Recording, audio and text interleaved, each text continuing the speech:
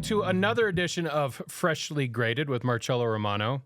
James, the calendar's about to turn to November. Mother Nature is starting to behave accordingly as far as the temperature goes. I don't know if you noticed, but I got my Manning starter kit. I got the quarter zip. Oh, yeah. Okay. We're almost to November. You have a birthday coming up. I do. The Broncos just dominated the Dallas Cowboys. The Fall Classic is going on, otherwise known as the World Series. We got trouble in Fort Collins and in Boulder, seemingly. And we'll do all of that today on Freshly Grated. Man, that's a lot. I appreciate you mentioning my birthday, too. Thank you. Yeah, happy early birthday. Thank you. Chavi's going to do a dance at the end of the show for you. So we want to thank Chavi for producing the product. But we start with the legitimacy of the Denver Broncos. Now that they beat the Cowboys, and I think I saw your column on Monday morning, and it's almost like you've turned a page as well, James. I have. There's an optimism that is not so clearly associated with you always. I have clearly turned the page. And here's the thing. Like, everybody always accuses me of being negative, which I kind of understand to some extent. No I just comment. have always said I'm a realist. Like, if you and I have been working together for a long time. Back when Peyton Manning was here, I wasn't negative when the world was there to be negative about, right? Yeah. I was very on board with the Tebow year, even though I knew it was like not going to last. It was a ton of fun, etc. So I'm not negative. I'm just negative when there's nothing to be positive about. There's a lot to be positive about now. And at some point, you get enough evidence that you buy in. I do think the questions were legitimate. The fact that last year, yeah, they went 10-7, but outside of beating Tampa, they didn't beat anybody with a good record. Every time they played a good team, they lost. The win against the Jets, like, ooh, that wasn't very impressive. The comeback against the Giants, it's once in 1,600 games, something like that happens. Like, there was reason to be skeptical, but at some point, you get enough evidence that you go, all right, this team is legit. And going out and putting 44 on Dallas and just dominating them and blowing out the Cowboys, to me, it checked the final box. Now, I guess I say that, and then I was just going to lead into, I do want to see one more thing. So here's the test. And it doesn't really matter if they lose this game, but here's what it sets up for. If you take care of business in Houston, even if you don't, but you got that game next, then you got to beat the Raiders here. November 16th against the Chiefs. That's when we'll find out, all right, is this team the favorite to win the AFC West? Are they just going to be kind of in the race the whole time? Like, where are they for real? That'll be a litmus test. But are they legit? Yeah, they're legit. I'm on board. Let me give you a couple. I'm going to push back for a second. The first one I'm going to do is we say Dallas was a big win. And I think a lot of us were going, how good they looked, how good Dak Prescott was playing up until the point of the Broncos. And he didn't play horrible against the Broncos. You could say the Broncos defense kind of asserted their will throughout that game.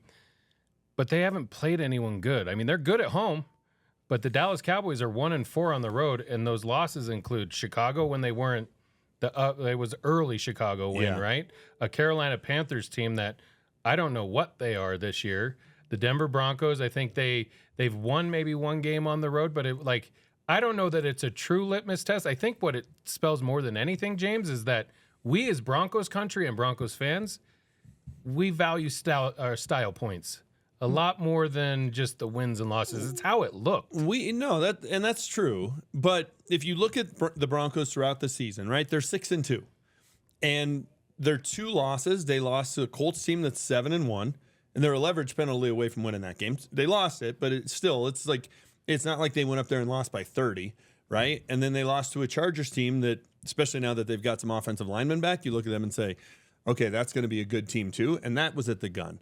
So the Broncos have been in every game. They've found a way to win 6 of them. You can say they shouldn't have won the Giants game. Fine. They should have won the Colts game. It all evens out. And one of the other criticisms that people had, and I'd heard Zach By say this, and I think it was very fair, of, they'd beaten Cam Ward in his first ever start. Yeah. They'd beaten Justin Fields, who they'd like to bench. They just can't find anybody that'll stay healthy in New York. Jake Browning, they beat a bunch of bad quarterbacks. Well, Dak Prescott is a really good quarterback. Yeah. So now that's another hurdle they've gotten over.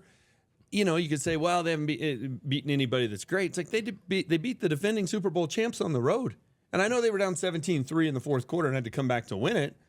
You can make the argument that is a bad thing, or you can make the argument, hey, that's pretty impressive to do on the road against the defending Super Bowl champs in Philly.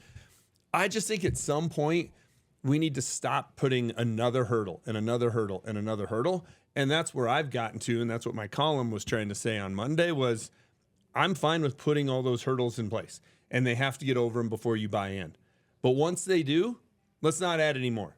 And I think they've gotten over them, and I think that means they're legit. A lot of it can be considered like qualifying statements. Yeah, but if they do it this way, that's why I think the fashion in which they won the other day means a lot to Broncos country, because we haven't seen like a blowout victory like that where it's just complete domination start to finish. You could say the Falcons game maybe last year, but they weren't even playing well at that point. Like the Cowboys rolled in, and Dak Prescott is legitimately in the MVP discussion for what he's doing offensively, and we're not wrong.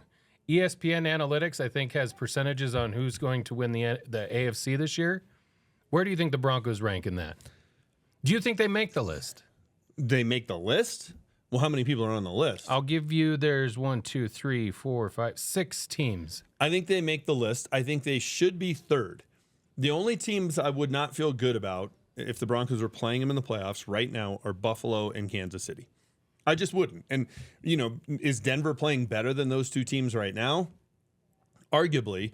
But I just think you're looking at life through totally orange-tinted glasses if you legitimately can look in the camera and say, oh, yeah, I'd bet on the Broncos to beat the Bills in the postseason. It's like, no, you wouldn't.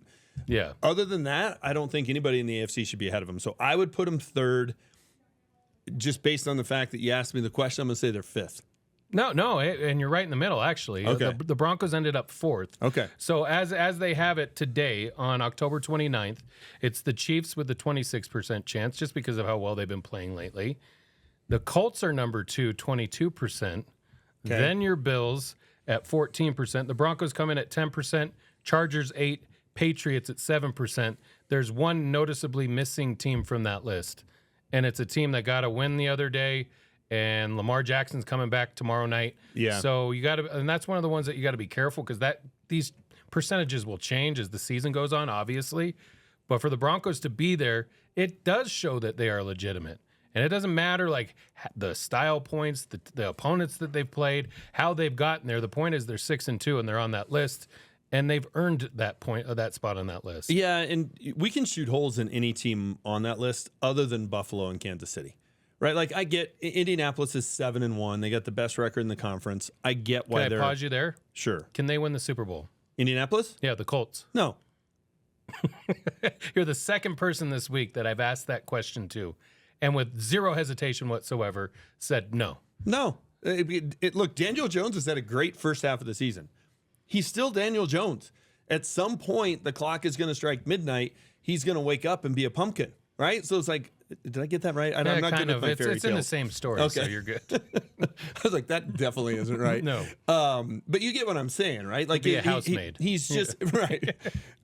You know, the other quarterbacks are Josh Allen and Patrick Mahomes and Justin Herbert and guys like that. I don't buy the Patriots. And I think Drake May is going to be a really good quarterback, but I don't buy the Patriots. Very impressive turnaround, though. Mike Vrabel shows you what a difference a coach makes. I don't buy the Steelers. Aaron Rodgers just doesn't look like Aaron Rodgers used to be to me. I think Baltimore is going to win that division. So if you looked at it and said, hey, could the Broncos be 11-6, the wild card, and have to go play at 9-8 Baltimore with a healthy Lamar Jackson? That could happen, and that one would worry me. So Lamar and them sneaking in would be a third team I would worry about. Everybody else, rush to the window. Get your ticket in. Well, it's a perfect segue to get into the quarterbacks. You brought up you're not a believer in Daniel Jones. Aaron Rodgers is playing as like the artist formerly known as Aaron Rodgers. It's just it doesn't look the same. Yeah. There's tiny flashes here and there, but it does look like Father Time's undefeated for a reason. But it segues into this discussion because I want to ask you now. We're like 10 days removed from you comparing Bo Nix to Kyle Orton, and I don't want to keep bringing that up. Even though you bring it up every time we talk. Sorry. But has he earned the crown now of being a franchise quarterback? Listen, you put Justin Herbert there, no playoff victories. Drake May, I think they're kind of on a similar trajectory as far as their careers. They're both having phenomenal. I mean, Drake May's having a great year. Bo Nix is starting to kind of turn it on, similar to what it looked like last year for him, as far as like struggling that first quarter halfway through the season, and then it looks like things are starting to pick up. but has he earned it with his play? And I'll get your answer, but then I want to give you some stats behind why I believe he has earned it. No, he hasn't. Now, is he well on his way? Yeah. Is he closer than he was 2 weeks ago when I compared him to Kyle Orton? Yeah, slightly. I mean, the comeback against the Giants was amazing, and it was Elway-esque, right? But there's also, you got to ask the same question you had to ask with John early in his career. Why were you down 19-0 going into the fourth quarter at home? Like that against a team that's not great. So that there's some questions. And then I look at it, a franchise quarterback, two things. One, are you ready to give him $50 million a year? And I think that'd be silly to do it with Bo Nix. Not because his contract's not up, but just because that'd be a gamble. And then the other part of it is a franchise quarterback can go on the road and win in the playoffs. Is Daniel Jones going to go into Kansas City and win? No. Is Drake May at this point going to go into Buffalo and win? No. Is Bo Nix? I don't think so. Not yet. I would have faith in the Broncos and Bo Nix at home against anybody, including Buffalo and Kansas City. But is he going to go in and play a powerhouse team on the road and get a win like a Joe Burrow could or some of these other guys? I just don't think he's in that class yet. I bring up the question because last November we have the Broncos roll into Kansas City. They should have got out of there with a win. Now, maybe you have a different opinion. I don't think it would be hugely different had they have won that game. Most people chalk that up as it was a win. They did everything they needed to win. They had a special teams blunder at the end. They end up losing the game. If I asked you, of the quarterbacks selected in the 2024 draft, who has the most total touchdowns, where do you think Bo Nix ranks on that list? First. Really? 100%. Well, what are we talking? We're talking Drake May. We're talking Caleb. We're talking JJ. We know he's 6. He's out. Michael Penix. Not enough playing Daniels time. has been hurt a bunch. I'm going with Bo Nix. You're exactly right. Okay. And it's not even Why'd really... you try and talk me out of it then? I was just saying, hey, man, I'm just trying to make this... Sure? I'm making this interesting. You're like Regis talking me out of the I don't million. want you to have the answers all the time right away, so damn it. No, I'm trying to make it more interesting, but it's not even really a close discussion. Yeah. Bo Nix has 52 total touchdowns. In fact, he has more passing touchdowns than the guy in second, who is Jaden Daniels, with 40 total touchdowns. Bo Nix has 44 passing touchdowns, 7 rushing, and of course the 1 receiving in Baltimore last year where they got all tricky.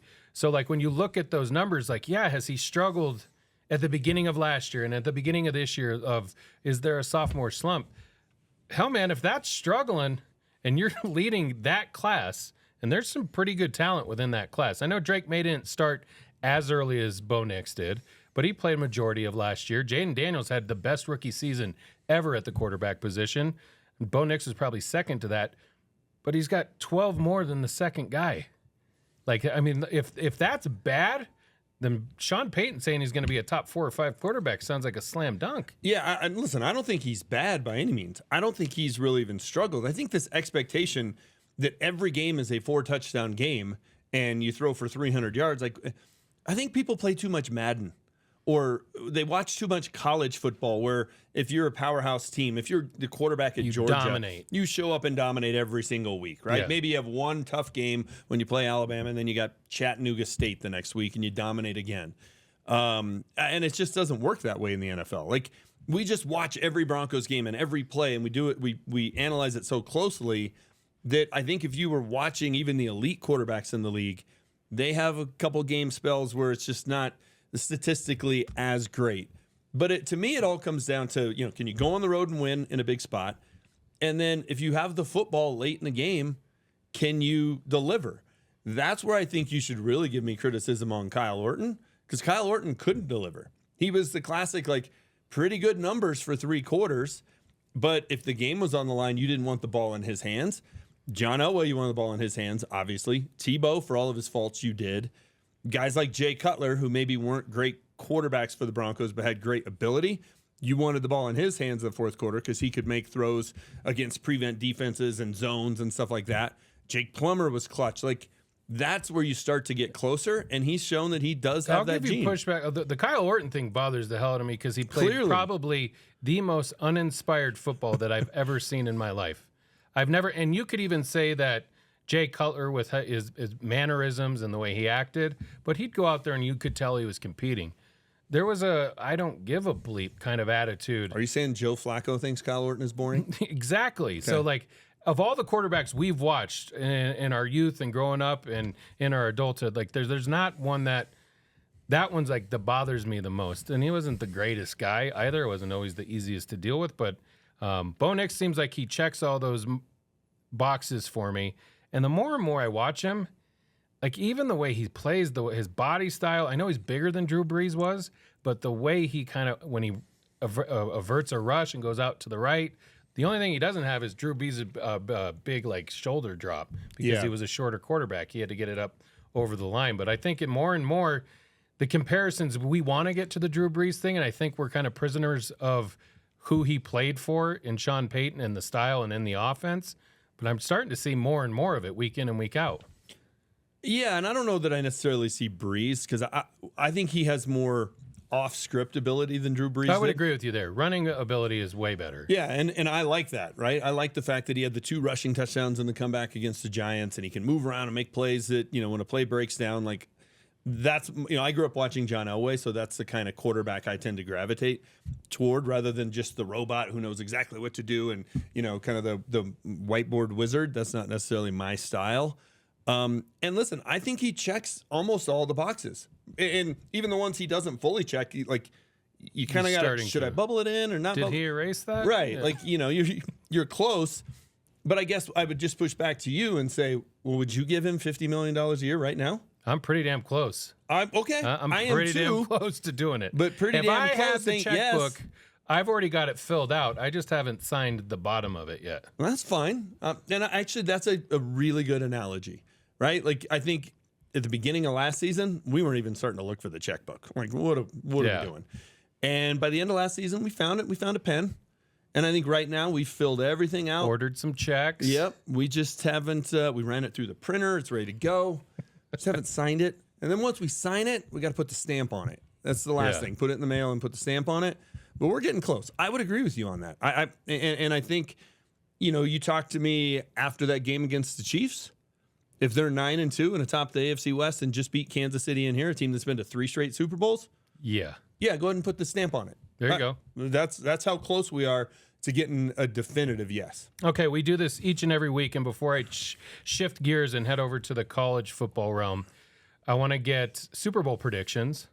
Last week, I think you had the Bills and the Lions, Correct. Right? We didn't do our pre-show meeting again, so hopefully you don't pick mine again. Are you sticking with the same as we go into week 9, or after 8 weeks, did something change appreciably for you? No, I still think that's the best team in the AFC, and I think it's the best team in the NFC, and I don't know which of those two is the better team. So I would stick with both of them. Okay. I think after last week, nothing really changed for me either.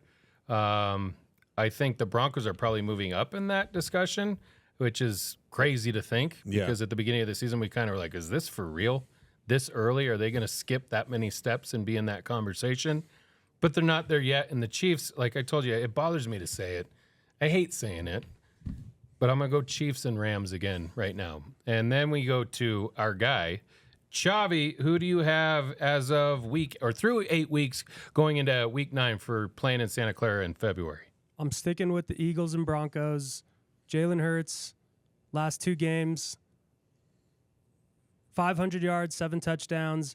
Broncos have played 5 consistent quarters, heading into a sketchy Houston team at NRG Stadium. I think they're going to get a bye week at the right time. Eagles are resting this week. They're going to play the Packers on Sunday Night Football coming up. Give me the Eagles and Broncos. It's a dream come true right there. There we go. Real quick, and I know we got to get to college stuff, but the tush push, right? And it's more ridiculous with every passing week of, now we're calling him down so it wasn't a fumble and guys are jumping off sides. Why don't they just enforce the rule? And maybe they took the rule off, but the rule used to be you aren't allowed to aid the runner, right? So like they took it out, which is stupid. Like when a guy, and it was a safety issue, when a guy's standing up and all of a sudden 9 guys are just getting behind him and hitting the pile. Like that, how did that suddenly become safe? Like I don't get it. Why is that allowed, but you can't leap a guy to block a field goal? Right. Like why can't you push off a guy for that seems far more safe than what they do in the push. Just put that rule in because it drives me crazy when a guy has like a 3-yard run, right, and they've stopped him, And your lineman comes. And then all the linemen come and push him, and you get 5 more yards. It's like, well, that was a fun play to watch. Yeah. That was great. Like, it's silly. Just go back to that rule, and it solves the whole thing. It'll be short lived. It'll be ended after this season. I certainly believe that. So, we switch gears. We head into the college football realm, or the state of college football in the state of Colorado. Obviously, we know CSU's looking for a new coach. CU went to, and last week was terrible, dude. The two teams got outscored 81-7 combined. Yeah. CU went to Utah and they got beat 53-7. It was 43-0 at halftime. I think it's a blasphemous statement. There's people actually out there having it though. Is the prime era over in Boulder? No, for 2 reasons. Or should it be? Yeah, because that's a different question. Yep. It's not over because from a practical standpoint, it's just too expensive for it to be over. And not only because, hey, that's a big buyout, but then what are you going to have to spend on a new hire? Like, what are you going to go get? I do think they need to make some coaching staff changes. I think Pat Shurmur was a disastrous hire, and we all knew it at the time. Everybody but Coach Prime knew it. That was clearly all about just getting an NFL OC in there to coach his son and get him ready for the league, which was a mistake. So they got to go get a different offensive coordinator for sure, maybe defensive coordinator. And look, if you want to have celebrities up to speak to the team and you want to have celebrities on the sideline because it creates buzz and it's cool, fine, no problem. Warren Sapp, Marshall Falk, I don't know what they do on a daily basis, but are they the most qualified coaches for that whatever position they happen to be coaching up there? I just don't believe that to be the case. So if you build a staff of nothing but your buddies in business or in sports, you're going to have some struggles. I think that needs to change. But no, Coach Prime's still a great recruiter. I heard Philip Lindsay say yesterday that he was down on the sideline for one of the games. He's like, man, we didn't have these kind of athletes when I was here. He was on a 10-win team with Mike McIntyre as their head coach. Yeah. It's not a talent issue. It's a coaching issue. Deion's never going to be the X's and O's guy. But it's his job to put together the right staff that can handle X's and O's. And clearly they haven't done it. So there needs to be changes, and there needs to be some pretty drastic changes. I understand that, but I also go back and look at who they've lost to. They've lost to teams that are combined 35 and what are they? 35-5. So they're all 4 of the 5 losses are against ranked opponents. 2 of them now are in the top 10 in BYU and Georgia Tech. Yeah, and 2 games they actually could have won. Right. So I do think we are a little prisoners of the moment with the fact that was such a bad performance at Utah. Yeah. And it was 53-7, and it wasn't as close as that score would indicate. Right. I mean, it was 43-0 at halftime. And there's no such thing. I don't believe in moral victories. I don't. But when you're evaluating a coach or a quarterback or whatever, you do have to look at the loss, right? Like a 53-7 loss, then just clearly is the case, but is worse than losing by 7 to BYU or whatever that final score was. It was 24-21. Right? So it's like, okay, yeah, you hung in there. That's not a moral victory, but it is. I think you make a good point of assessing, well, who have you lost to and how close were you? Because then you know how big a change you need to make. How close is the program? Prior to the game at Utah, I would have said they were pretty close. They're coming off a win over Iowa State. Yeah, the only other bad loss at that point, I think, was to Houston, which they really didn't ever have a chance to win that football game. And they were still in the quarterback issue at that point. And I think Staub but if you guys game. want to get rid of them, you'll send them north. I do not want to get rid of I him. would take him in a heartbeat. I think the people who want to get rid of him, and our guy Will Peterson wrote his column at Denver Sports yesterday about it. I almost am quoting Chevy Chase in Vacation. They're messed up in the head, right? Like, I just don't think that's. What are you going to get that's going to be better, right? It's I don't know. It's a little bit like if you got your buddy who's married to Heidi Klum and he's thinking about maybe the shallow Hal thing, right? Like, yes. What? Where do you think but her you're going? the toes, man. And listen, Deion's certainly got plenty of flaws, and they do need to fix the staff. How drastically is going to be obviously his call to make, and he's got to get the call right. But do they not remember what it was like before Deion got there? I know. It's like, man, you're just talking about the greed of it. And I get it with the college football landscape and how it's changed. But this is kind of old traditional. You just lost a Heisman Trophy winner and one of the best quarterbacks in the nation. Yeah. You're not going to turn around and put the same product on the field. Yeah. It's going to take a little bit of time. Now, they need to have some, better performances from here on out, right? I think if the rest of the season is a bunch of more Utah games, the conversation changes. if the rest of the season is more like the first 4 or 5 games where it's like, hey, they play pretty well each week. They're even when they lose, they're in the game until the fourth quarter. Yeah. Then I think we look at it and say, all right, well, next year needs to be, it's not about Travis and Shadur being gone. It's about, turning the page. So we've got, 4 or 5 weeks here to see how it kind of unfolds. And I think the big litmus test would be, do people leave? Is Jordan Seaton sticking around? Is Juju Lewis sticking around? Yeah. Start losing talent like that, and it could be a different conversation. Yep. We are out of time, James. We're going to cut the World Series talk out. We're cut for time because Matt the Damon greatest is coming. baseball player of all time. Oh, Arguably the greatest athlete of my lifetime. And as of Friday, that will be 52 you years. say that, but you don't mean it. I do, 100% mean it. Oh, then that's our topic for next week. There we go. For James Marilat, Danny Chavez, Marcello Romano, you've been watching Freshly Grated on DenverSports.com.